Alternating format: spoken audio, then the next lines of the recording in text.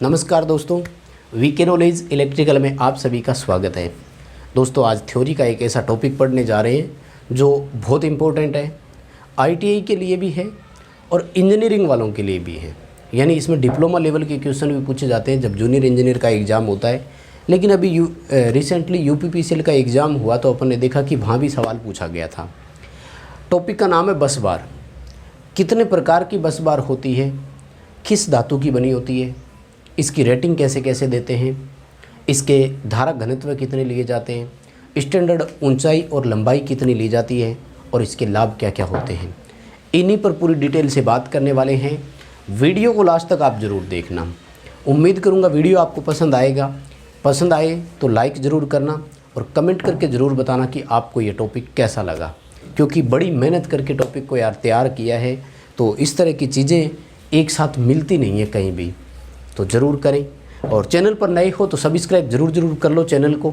इसी तरह के अपडेट हम लाते रहते हैं चैनल पर, काफ़ी चीज़ें सीखने को मिलती है। आइए दोस्तों टॉपिक को शुरू करते हैं। हमारे टॉपिक का नाम है बस बार, ठीक है। हालांकि शॉर्ट में इसको बस ही कहा जाता है। प्रैक्टिकली हम लोग जब भी काम करते हैं तो बोले बस डेड कर दी क्या, बस चार्ज कर दी क्या, बस में फॉल्ट आ गया, बस ट्रिप हो गई, ये चीज़ें बोली जाती है। वास्तव में बस बार एक तरह से वर्टिकल लाइंस होती है जिन पर पावर सिस्टम के अनेक घटक जुड़े रहते हैं, चाहे वो जनरेटर हो, चाहे वो लोड हो, चाहे वो फीडर हो। यानी तीनों चीज़ें हमारे सामने, तीन ही चीज़ें होती है। जनरेटर भी होता है हमारे सामने, लोड भी होता है और फीडर भी होता है, जहाँ से हमें सामान्यतः हम इस पर या तो जनरेटर की बस होती है आउटपुट लेने के लिए कनेक्ट करके रखते हैं, या फिर अपने इस पर लोड कनेक्ट करते हैं, और या फिर अपन इसमें कनेक्ट करते हैं आउटगोइंग फीडर्स जिनको कि आउटपुट में सप्लाई देते हैं। यानी बस बार वास्तव में एक वर्टिकल लाइन की तरह यूज करते हैं। वर्टिकल लाइन्स जिस पर कि एक पावर सिस्टम का जनरेटर, पावर सिस्टम का लोड और पावर सिस्टम के फीडर कनेक्ट किए जाते हैं, हम उसको एक बस बार बोल सकते हैं। वास्तव में किसी भी बस बार में 4 वेरिएबल होते हैं। वेरिएबल का मतलब होता है चर राशियाँ, वेरिएबल फैक्टर बोल दो। चर राशियाँ होती है 4 राशियाँ। प्रत्येक बस में 2 चर पता होता है यानी ज्ञात किए होते हुए, और 2 का पता करना होता है यानी 2 ज्ञात किए जाते हैं। यानी टोटल 4 वेरिएबल होते हैं, जिनमें से 2 नन पैरामीटर या नन वेरिएबल होते हैं यानी ज्ञात होते हैं, और 2 ऐसे हैं जिनको हमें ज्ञात किया जाता है। बस उसी के आधार पर हम क्या करते हैं कि बस बार का नाम या बस बार का प्रकार रख देते हैं। अब मैं बात करूं बसों के प्रकार की, क्योंकि इम्पोर्टेंट टॉपिक यही है और यहीं से सवाल पेपर में पूछे जाते हैं। उसके बाद बात करूंगा कि बस बार की रेटिंग कैसी हो सकती है। उसके बाद बात करेंगे कि इसके स्टैंडर्ड डाटा कौन कौन से हैं, याद रखने वाली चीज़, निर्माण धातु कौन सी है। तो देखो बस बार सामान्यतः होती है 3 तरह की। मैं आपको एक ही तरीके में और शॉर्ट में समझाऊँ तो बस बार होती है 3 प्रकार की सामान्यतः, ठीक है। एक बस होती है जिसको बोला जाता है लोड बस, हम सब समझ गए होंगे, इस पर लोड जोड़ा जाता है। दूसरी होती है उसको बोलते हैं जनरेशन बस, यानी जनरेटर वाली बस बार है। और तीसरी होती है जिसको बोला जाता है स्लैक बस। स्लैक का मतलब है कि यह बस एक तरह से कोई लोड तो नहीं लेकर जाती, लेकिन है बड़ी इम्पोर्टेंट, ज़रूरी बहुत होती है, ठीक है। लोड बस का दूसरा नाम होता है पीक्यू बस। अच्छा चलो, ये 4 वेरिएबल कौन कौन से हैं पहले ये बताऊँ यार, ये ज़रूरी था, है ना। यही नीचे बताऊँगा, ये पीक्यू जब नाम आया तो सॉरी याद आया, बताऊँगा, कोई बात नहीं। इस बस को पीवी बस भी बोलते हैं, यानी पी और वी जो पैरामीटर होते हैं वो हम ज्ञात करते हैं। और इस बस को जो है इसको स्लैक बस भी बोलते हैं, रेफरेंस बस के नाम से भी जानते हैं और स्विंग बस के नाम से भी जानते हैं। मतलब इसको स्विंग बस भी कहा जाता है और रेफरेंस बस भी बोलते हैं, यानी खाली रेफरेंस के लिए अपन इसको यूज करते हैं, और कोई इसका मतलब नहीं है और कोई इसका उद्देश्य नहीं है, ठीक है। और ये जो अपने जनरेशन वाली बस होती है इसको वोल्टेज बस या वोल्टेज कंट्रोल बस भी कहा जाता है, ठीक है। इसे पीक्यू बस, इसे पीवी बस, और ये एक तरह से जो इनके नाम रखे हैं ना, ये इनके ज्ञात पैरामीटर ही होते हैं। यानी ये इस तरह की बस है कि इसके ये पैरामीटर्स हमें पहले से पता होता है। तो मैं आपको पहले पी क्यू वी ये लिखाता हूँ, और ये वाली बस जो होती है ना, इसको वी और थीटा बस भी बोल सकते हो, एंगल बोलते हैं इसको।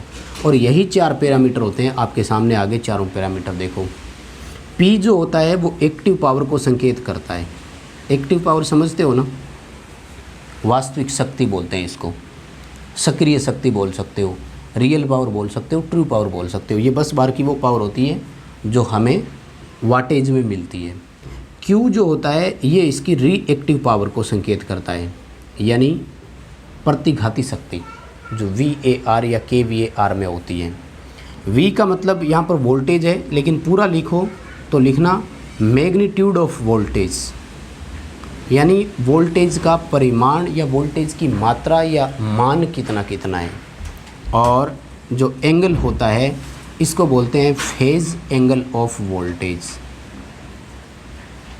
ठीक है, फेज एंगल ऑफ वोल्टेज के नाम से बोला जाता है। तो ये 4 वेरिएबल होते हैं। इन चारों में से कोई 2 हमें पहले से पता होंगे और कोई 2 ऐसे हैं जो हमें प्रत्येक बस में ज्ञात करने पड़ेंगे। अब देखो पेपर में ये सवाल आया कि एक लोड बस में कौन से 2 पैरामीटर ज्ञात होते हैं, तो P और Q ज्ञात होते हैं। अब ये भी सवाल आ सकता है कि एक लोड बस में कौन से 2 पैरामीटर ज्ञात किए जाएंगे, तो PQ जब ज्ञात है तो पीछे कौन रह गया, V और एंगल रह गया। तो वोल्टेज और फेज एंगल हमें ज्ञात करना पड़ता है। इसी तरह से जूनियर इंजीनियर का एक बार एग्ज़ाम हुआ, पावर ग्रिड का था शायद वो, देखो मैंने वहाँ से क्वेश्चन देखा तभी मेरे याद आया। इस बार UPPCL में स्लेक बस के बारे में सवाल था, वो भी मैं बताऊंगा क्या था।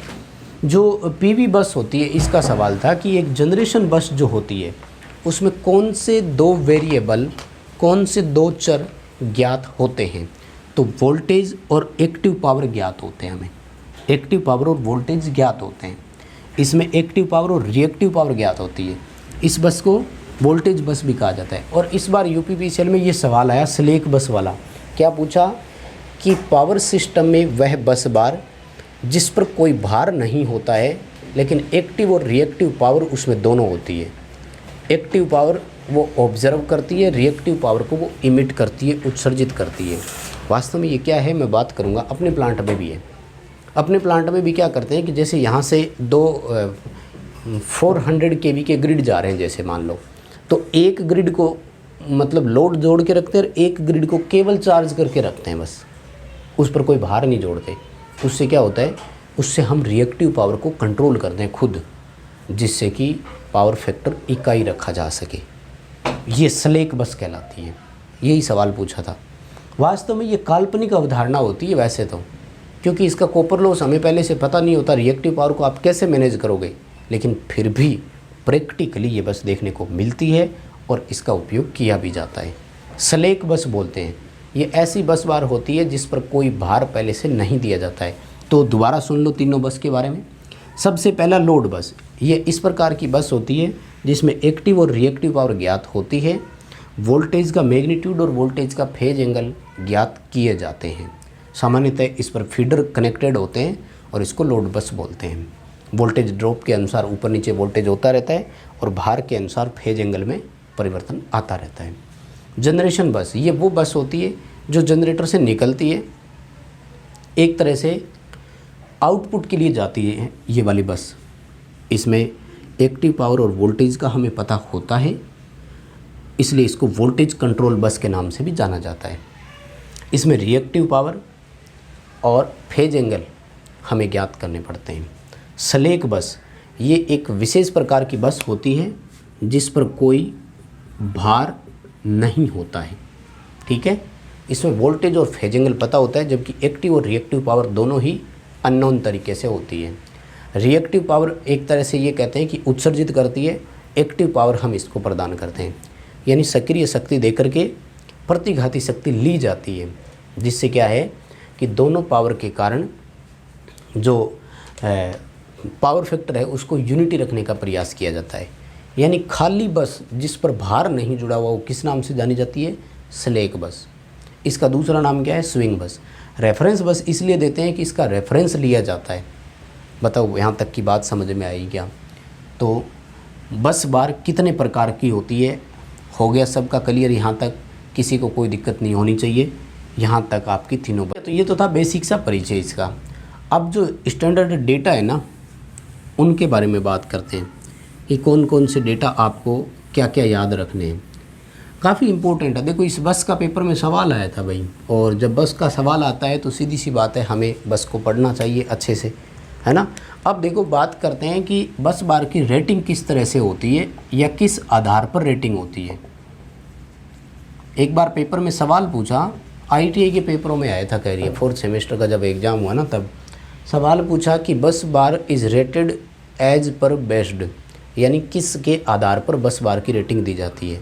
तो वास्तव में बस बार की जो रेटिंग होती है वो 4 आधार पर दी जाती है। कौन कौन से है? एक आधार जो है वो है करंट के आधार पर। सबसे ज़्यादा करंट को ही बेस रखा जाता है, ये ध्यान रखना, क्योंकि लोड बस सबसे ज़्यादा काम में ली जाती है और लोड के आधार पर ही करंट बदलता है, धारा जो आती है ना, यानी करंट के आधार पर बस बार सबसे अधिक देखने को मिलेंगे। करंट के अलावा बस बार को वोल्टेज के आधार पर भी रेटिंग दी जाती है कि 220 की बस है कि 440 की बस है कि 220 kV की बस है, इस आधार पर भी दिया जाता है। इसके अलावा फ्रीक्वेंसी के आधार पर भी आती है बस, क्योंकि कुछ इक्विपमेंट ऐसे होते हैं जिनकी फ्रीक्वेंसी को भी आपको क्या करना है, कंट्रोल देखना है, तो फ्रीक्वेंसी के आधार पर भी बस आती है।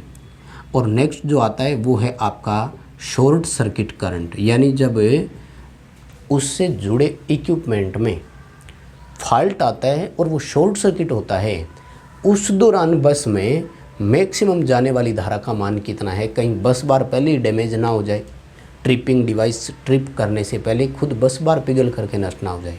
तो 4 आधार पर बस बार की रेटिंग दी जाती है, सीधी सी बात है। अब बात आती है कि बस बार निर्माण में धातु कौन सी काम में लेते हैं, यानी मेटल कौन सा है। तो बस बार कॉपर की भी होती है और एल्यूमिनियम की भी होती है, दोनों धातुओं की होती है, लेकिन कॉपर की अपेक्षा एल्यूमिनियम को प्राथमिकता देते हैं क्योंकि ये वज़न में हल्की होती है, तो फैब्रिकेशन ईजी हो जाता है, सस्ती भी पड़ती है, थोड़ा सा वज़न नहीं होता तो हल्के इंसुलेटरों से भी काम चल जाता है। कॉपर और एल्यूमिनियम की होती है, लेकिन प्राथमिकता किसको देंगे, एल्यूमिनियम को देंगे बस बार में जब भी इस तरह का सवाल आएगा। बात करते हैं बस बार के लिए स्टैंडर्ड ऊंचाई कितनी है, तो 2.27 मीटर की हाइट बस बार को कम से कम देनी चाहिए, ऐसा स्टैंडर्ड आंकड़ा माना जाता है। और मोस्टली पैनल आप जितने भी देखेंगे ना किसी भी सिस्टम में आपको ये हाइट मिल जाएगी। अब बात करते हैं कि बस बार के लिए मानक लंबाई कितनी होनी चाहिए, तो बस बार की मानक लंबाई एम्पियर रेटिंग के आधार पर डिपेंड करती है भाई। बस बार 200 एम्पियर की है कि 400 एम्पियर वाली है। अगर 200 एम्पियर वाली है तो लगभग 3.65 मीटर की लंबाई होनी चाहिए, 3.65 मीटर की, और 400 वाली जो है इसमें लगभग 2.44 मीटर की आपकी लेंथ होनी चाहिए। ये मानक इनकी लंबाई रखी, यानी इतने टुकड़े, उसके बाद फिर टुकड़े आपको जोड़ने पड़ेंगे और 3.65 मीटर का एक टुकड़ा आएगा, फिर 3.565 का दूसरा, दोनों को जोड़ करके आप लगभग 7.5-8 मीटर की लेंथ ले सकते हो अगर आपको चाहिए तो। इसके बाद बात करते हैं धारा घनत्व कितना कितना होता है, यानी करंट डेंसिटी कितनी कितनी होती है। तो ये कॉपर और एल्यूमिनियम की है, अलग अलग है, और हम सब जानते हैं कि एल्यूमिनियम की अपेक्षा कॉपर का ज़्यादा है।